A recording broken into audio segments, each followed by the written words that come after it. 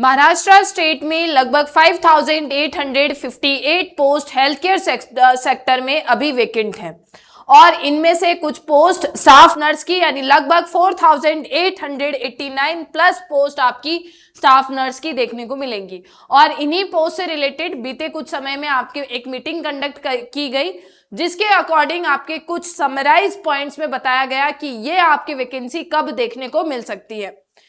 इसी वैकेंसी से संबंधित तमाम सारी जानकारियां हम हासिल करेंगे इस वीडियो के माध्यम से। हेलो एवरीवन, दिस इज आशा चौधरी। मैं स्वागत करती हूं आप सबका उत्कर्ष नर्सिंग क्लासेस के यूट्यूब प्लेटफॉर्म पर।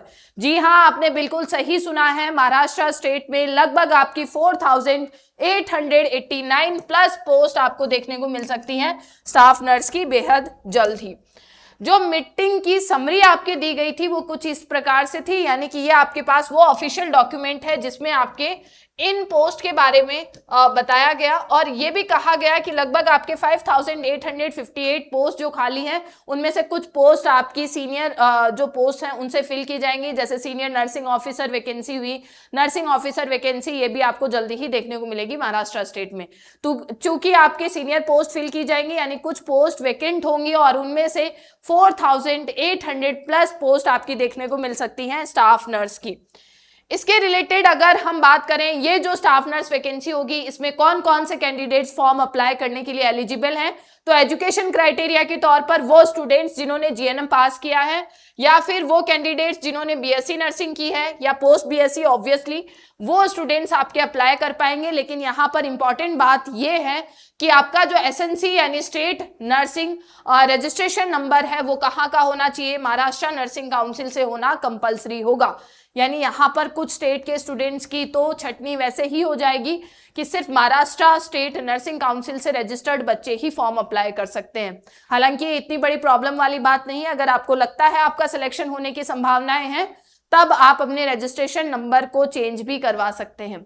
लेकिन एक डिटेल जिस पर आपको फोकस करना होगा वो ये कि एज लिमिट है इसमें 18 to 38 प्लस, और इसी में आपको पता है एज रिलैक्सेशन अप्रोक्सीमेटली आपको 5 to 7 या 10 ईयर्स का जनरली देखने को मिलता है नर्सिंग कॉम्पिटिटिव फील्ड में। यानी या तो 5 से 7 साल का आपको इसमें एज रिलैक्सेशन मिल जाएगा या फिर हो सकता है 5 से 10 साल का एज रिलैक्सेशन भी आपको यहाँ देखने को मिले।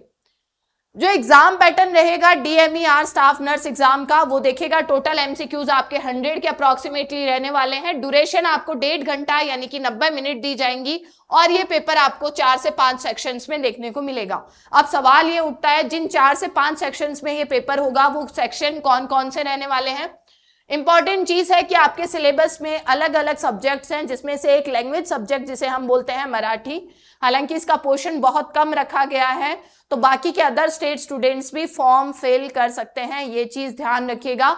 और जब आपको लगे कि आपका सिलेक्शन होने की संभावनाएं हैं, पॉसिबिलिटीज है, तब आप अपने रजिस्ट्रेशन नंबर को शिफ्ट भी करवा सकते हैं। मराठी लैंग्वेज को वेटेज दिया गया है 15 to 20 मार्क्स का, इंग्लिश लैंग्वेज को दिया गया है 15 to 20 marks, GK plus aptitude यानी मैथ्स रीजनिंग वाला जो सेक्शन है वो आपके 20 से 25 मार्क्स का रहेगा। और नर्सिंग सब्जेक्ट यहाँ पर भी आपके majority of the portion cover करते हैं, यानी कि लगभग आपके 40 to 50 मार्क्स यानी कि 50% ऑफ द पेपर आपका कहाँ से होगा, टेक्निकल सब्जेक्ट यानी कि नर्सिंग सब्जेक्ट से रहने वाला है। यानी टेंशन की बात ही नहीं है। कुछ हिस्सा यानी लगभग 10 से 15% पेपर का वो भाग जो आपके मराठी यानी कि महाराष्ट्र वाले बच्चों के लिए प्लस पॉइंट साबित रहेगा वो है। बाकी के सारे कॉमन सब्जेक्ट्स हैं जैसे इंग्लिश, जीके, मैथ्स, रीजनिंग, बाकी सारे। अब आता है सवाल कि आपके सिलेबस क्या रहने वाला है इस एग्जाम से संबंधित, लेकिन उससे पहले हम देखेंगे कि सिलेक्शन का प्रोसेस क्या रहेगा। जब एक एस्पिरेंट एग्जाम दे लेगा यानी कि कंप्यूटर बेस्ड टेस्ट आपके हो सकता है सीबीटी मोड से, ऑनलाइन मोड से ये टेस्ट होने की संभावनाएं हैं और अधिक संभावनाएं मैं कहूं तो आपके सीबीटी मोड से ही ये एग्जाम होने के चांसेस ज्यादा हैं। वहीं अगर बात की जाए रिटर्न एग्जामिनेशन की, हालांकि चांसेस हैं but I still say and prefer कि आपके ये जो एग्जाम होगा रिटर्न एग्जामिनेशन नहीं देखने को मिलेगा, सीबीटी मोड से ज्यादा चांसेस है।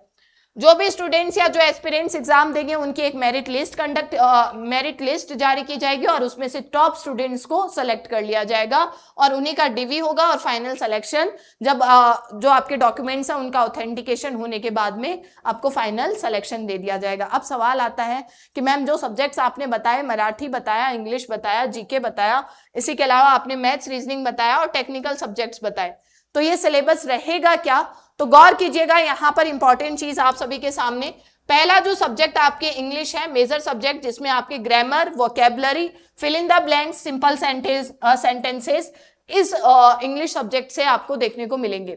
साथ ही साथ अगर आपसे पूछा जाए सेक्शन नेम यानी मराठी, चूंकि मैं तो मराठी नहीं जानती हूँ, स्वाभाविक सी बात है आप में से बहुत सारे स्टूडेंट्स नहीं जानते होंगे एक्सेप्ट आपके महाराष्ट्र के जो स्टेट स्टूडेंट्स हैं उनके अलावा। यहाँ पर जितना मैं समझ पा रही हूँ मराठी व्याकरण आएगी, उसी से संबंधित आपके जो मेजर प्रसिद्ध किताबें हैं यानी कि जो फेमस बुक्स हैं उनसे सवाल आ सकते हैं और आपके जो तमाम मतलब लैंग्वेज से संबंधित जो चीजें हैं वो यहाँ पर पूछी जा सकती हैं।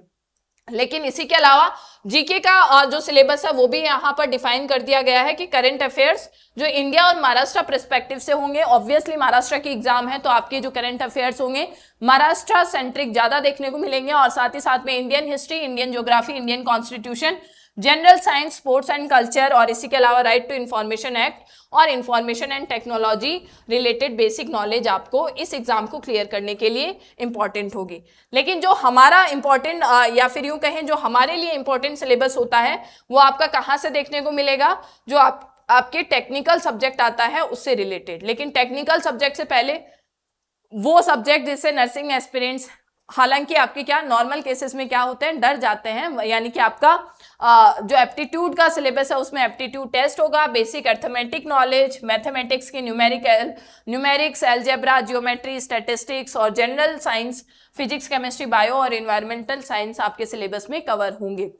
इसी के अलावा अब आते हैं हमारे इंपॉर्टेंट पॉइंट पर कि आपके जो टेक्निकल सब्जेक्ट रिलेटेड नॉलेज है उसमें एनाटॉमी, फिजियोलॉजी आपका बहुत इंपॉर्टेंट रोल प्ले करेगा। इसी के अलावा माइक्रोबायोलॉजी होगी, सोशियोलॉजी हो सकता है, FON यानी fundamental of nursing, first aid, personal hygiene, MSN communicable diseases, ear, nose and throat, जिसको हम बेसिकली आपके एनाटॉमी वाले सेक्शन में ही देख लेते हैं। उसी के अलावा oncology, skin, mental health and psychiatric nursing यानी कि आपके साइकोलॉजी का पार्ट भी रहेगा, CHN कंप्यूटर एजुकेशन, मिडवाइफरी यानी कि OBG सब्जेक्ट भी रहने वाला है। आपके मन में आ रहा होगा मैम फिर बच क्या गया? तो भाई जो आपके नर्सिंग टेक्निकल सब्जेक्ट हैं वो सारे के सारे यहाँ पर देखने को मिलेंगे। CHN और पीडियाट्रिक नर्सिंग भी आपको सिलेबस में देखने को मिल सकती है। चूंकि सिलेबस इतना बड़ा है तो तैयारी भी आपको उतनी ही बेहतरीन करनी होगी और तैयारी का बस एक ही स्ट्रेटेजी आपके लिए है कि आप जल्द से जल्द थ्योरी कंप्लीट करें और थ्योरी के बाद में आप फोकस करें, या थ्योरी के साथ साथ ही आप डेडिकेटेड MCQs जो आपके टॉपिक पर आधारित होते हैं उन्हें सॉल्व करते जाएं और अल्टीमेटली आप मॉक टेस्ट यानी कि टेस्ट सीरीज जरूर अटेम्प्ट करना होगा। और आपको पता है आपका अपना उत्कर्ष परिवार आपको वन स्टॉप तैयारी करवाता है, यानी कि आपकी प्रिपरेशन के लिए वन स्टॉप सॉल्यूशन लेकर आता है प्राइम बैचेस के माध्यम से। तो आपके लिए अवेलेबल हैं अनेकों स्टाफ नर्स बैच आपके डेडिकेटेड एग्जाम को टारगेट करते हुए। इंपॉर्टेंट चीज ये रहेगी कि आप कमेंट सेक्शन में अगर चाहते हैं कि आपको DMER एग्जाम यानी staff nurse exam related course भी चाहिए तो कमेंट सेक्शन में जरूर बताइएगा। इसी के अलावा RRB नर्सिंग सुपरिटेंडेंट, चूंकि आपके 500+ वैकेंसीज जल्दी ही आएंगी, ये कोर्स भी आपको स्टैंडर्ड और प्राइम बैच में अवेलेबल होगा। बिहार स्टाफ नर्स स्टैंडर्ड और प्राइम बैच आपके लिए अवेलेबल है और साथ ही साथ में Rajasthan CHO, MP CHO, Rajasthan nursing officer और राजस्थान नर्सिंग ऑफिसर का क्रैश कोर्स, और इसी के अलावा जो नॉर्सेट के तमाम सारे बैचेस हैं जिनसे आप एक ऐसी एग्जाम यानी कि एक ऐसा बैच जिससे आप नर्सिंग कॉम्पिटिटिव फील्ड की सारी एग्जाम्स की तैयारी एक ही बैच से कर सकते हैं, वो होता है आपके नॉर्सेट 12 एग्जाम या फिर नॉर्सेट 12 फाउंडेशन बैच।